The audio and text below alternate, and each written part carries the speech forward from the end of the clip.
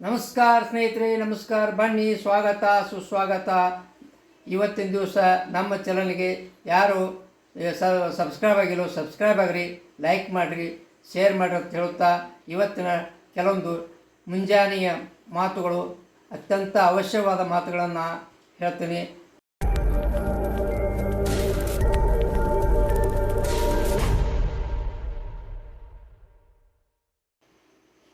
ನೋಡಿರಿ ಸ್ನೇಹಿತರೆ, ಜೀವನದಲ್ಲಿ ಕೆಲವು ಅವಶ್ಯಕವಾದ ಮಾತುಗಳಿರ್ತಾವೆ. ಅವು ಪೈಕಿ ಒಂದು ನಾನು ಈಗ ಹೇಳ್ತೀನಿ. ಈಗ ಅಳುವಾಗ ಒಬ್ಬನೇ ಅಳಬೇಕು, ನಗುವಾಗ ಗುಂಪಿನಲ್ಲಿ ನಗಬೇಕು ರೀ. ಗುಂಪಿನಲ್ಲಿ ಹತ್ತರೆ ನಾಟಕ ಅಂತಾರೆ, ಒಬ್ಬನೇ ನಕ್ಕರೆ ಹುಚ್ಚ ಅಂತಾರೆ. ಇದಂಥ ವಿಚಿತ್ರ ಜೀವನ. ಅಂದ್ರೆ ಅಳುವಾಗ ಒಬ್ಬನೇ ಅಳಬೇಕಂದ್ರೆ ನಮ್ಮ ದುಃಖಗಳನ್ನು ನಾವು ಮತ್ತೊಬ್ಬರಿಂದ ಹೇಳ್ಕೋಬಾರ್ದು ರೀ. ಅದಕ್ಕೆ ನಮ್ಮ ಮನಸ್ಸಿನಲ್ಲೇ ನಾವು ನೊಂದ್ಕೊಂಡು ನಾವು ಮಾಡ್ಬೇಕು. ಅದನ್ನು ನಾವು ಸಮಾಜ ಮುಂದೆ ಹತ್ತು ಹೇಳಿದ್ವಿ ಅಂದ್ರೆ ಏನು ಮಾಡ್ತಾರೆ, ಇವು ನಾಟಕ ಮಾಡ್ತಾನೆ ಅಂತಾರೆ. ಅದಕ್ಕೆ ನಾವು ಬೇಕಂತ ಕಷ್ಟ ಬರಲಿ, ಹುಟ್ಟೈತೆ ಅಂದ ಬಳಿಕ ಜೀವನದಲ್ಲಿ ಮನುಷ್ಯನಿಗೆ ಕಷ್ಟ ಸುಖಗಳಿರು.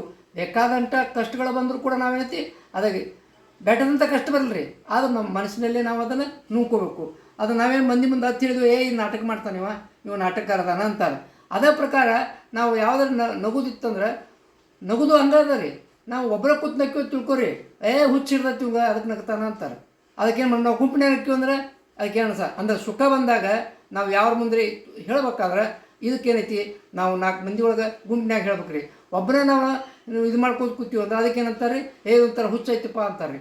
ಅದಕ್ಕೆ ಜನ ಹೆಂಗಿದ್ರು ಒಂದು ಅಂತಾರೆ ರೀ, ಹಿಂಗಿದ್ರು ಒಂದು ಅಂತಾರೆ, ಹಂಗಿದ್ರು ಒಂದು ಅಂತಾರೆ. ನಾವು ನಮ್ಮಷ್ಟು ನಾವು ಇರ್ತೀವಿ ಅಂದ್ರೂ ಕೂಡ ಜನ ಆಡ್ಕೋತಾರೆ. ಮತ್ತು ನಾವು ನಮ್ಮದನ್ನು ಕಷ್ಟ ಸುಖಗಳಿಂದ ಅದನ್ನ ಥರ ಟಿಂಗಲ್ ಮಾಡ್ತಾರೆ. ಅದಕ್ಕೆ ಜೀವನ ಈಗ ಇವತ್ತಿನ ಜೀವನ ಭಾಳ ವಿಚಿತ್ರವಾಗೈತಿ. ಅದು ಇಂಥ ಜೀವನದಲ್ಲಿ ನಾವು ಗೆದ್ದು ಬರಬೇಕಾದ್ರೆ ಭಾಳ ಕಷ್ಟ ಐತಿ. ನಾವು ಯಾವಾಗೋದು ಕಷ್ಟಗಳನ್ನಿದ್ರೆ ನಾವು ನಮ್ಮಲ್ಲೇ ಮನಸ್ಸಿನಲ್ಲೇ ನುಂಗ್ಕೋಬೇಕು, ನಮ್ಮಲ್ಲಿರಬೇಕು. ಮತ್ತೊಂದು ಹೇಳಿ ಅವ್ರು ಹೇಳೋದ್ರಿಂದ ಅದಕ್ಕೇನೈತಿ, ಅವರು ನಮಗೇನಂತಾರೆ, ಈ ಒಂದು ನಾಟಕ ಮಾಡ್ತಾನೆ ಅಂತಾರೆ. ಈ ಮಾತಿನ ತಾತ್ಪರ್ಯ ಇದ್ರದ್ದು ಇಷ್ಟ ಅದ ರೀ. ನೋಡಿರಿ ಸ್ನೇಹಿತರೆ, ಇನ್ನೊಂದು ಜೀವನದಲ್ಲಿ ನಮ್ಮಲ್ಲಿ ಏನೂ ಇಲ್ಲ ಅಂದಾಗ ನಮ್ಮಲ್ಲಿ ತಾಳ್ಮೆ ಅನ್ನೋದು ಭಾಳ ಬೇಕು ರೀ. ತಾಳ್ಮೆ ಅನ್ನೋದು ಭಾಳ ಮಾತ್ರ. ಅದೇ ಪ್ರಕಾರ ನಾವು ಜೀವನದಲ್ಲಿ ಎಲ್ಲವೂ ಇದ್ದರೂ ಕೂಡ ಅಲ್ಲೇನಬೇಕು, ನಮಗೆ ವಿನಯ ನಯ ಭಕ್ತಿಗಳಿರಬೇಕು.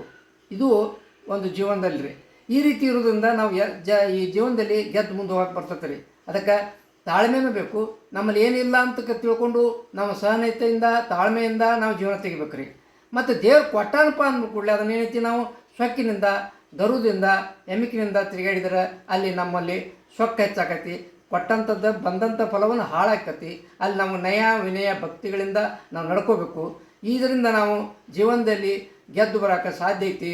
ಎರಡೂ, ಒಂದು ತಾಳ್ಮೆ ಬೇಕು, ಒಂದು ವಿನಯ ಬೇಕು. ಏನೂ ಇರಲಾರ್ದಾಗ ತಾಳ್ಮೆ ಬೇಕು, ಎಲ್ಲವೂ ಕೊಟ್ಟಾಗ ನಯ ವಿನಯ ಬೇಕು.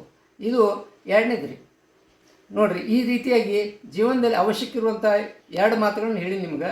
ನಾವು ಈ ರೀತಿಯಾಗಿ ಜೀವನ ತೆಗಿಬೇಕು, ಜೀವನದಲ್ಲಿ ಗೆದಿಬೇಕಂತ ಹೇಳ್ತಾ ಇವತ್ತಿನ ದಿವಸ ಅತ್ಯವಶ್ಯಕವಾದ ಜೀವನದ 2 ನಿಮ್ಮ ಪಾಯಿಂಟ್ಗಳು ಹೇಳೀನಿ.